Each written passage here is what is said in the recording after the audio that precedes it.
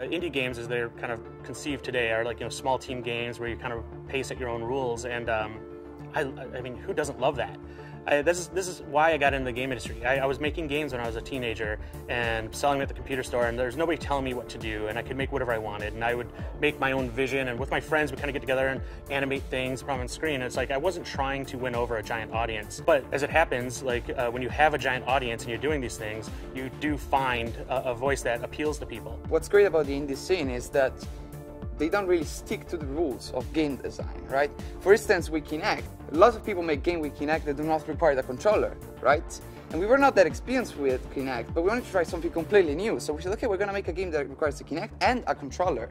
And from there on, it was just creativity, right? We didn't have any constraint and we didn't have to sell this title. It was just trying stuff. And that's how we got our concept, which I believe is original and something new. And that's what the indie scene is about, trying new things, new state of plays, new rules. It's the speed of iteration, I think. You can very quickly, and also that you've got very little ties to what your game is at the moment. So if you go to an expo and 200 people say, we really like your game, but we want to change this about it, you have the ability to then change that, try it out. If that doesn't work, you change it back. And you don't have an enormous kind of 700-man strong dev team that you have to try and turning an oil tanker to try and get your game to shift direction. You can just move very quickly. Being independent means you're very, very nimble. I mean, we can go from zero to a game on Xbox One really, really quickly. We can find out that there's a new initiative and go and follow that. We can just do so many things that, as a bigger organisation, you've got to go and maybe have a committee meeting and then see if the boss says yes and seeing if it follows the governance rules of that corporation or something like that. Whereas we can go, with my business partner who's just sat over there, just go, shall we do it? Yes, right, okay, let's do it. And that's it. It's as simple as that. We just make it happen.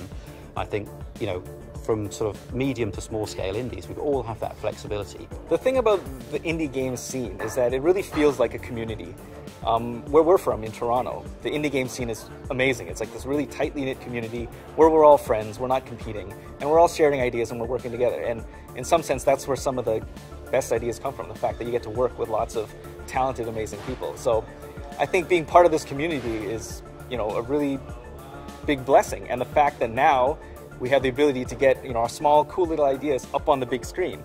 To all of us, that's pretty amazing. I mean, you look around, we're guys like 1- or 2-man studios, and the fact that you're able to get your things out there on the couch in the homes of people, it's just an amazing experience that none of us really saw coming.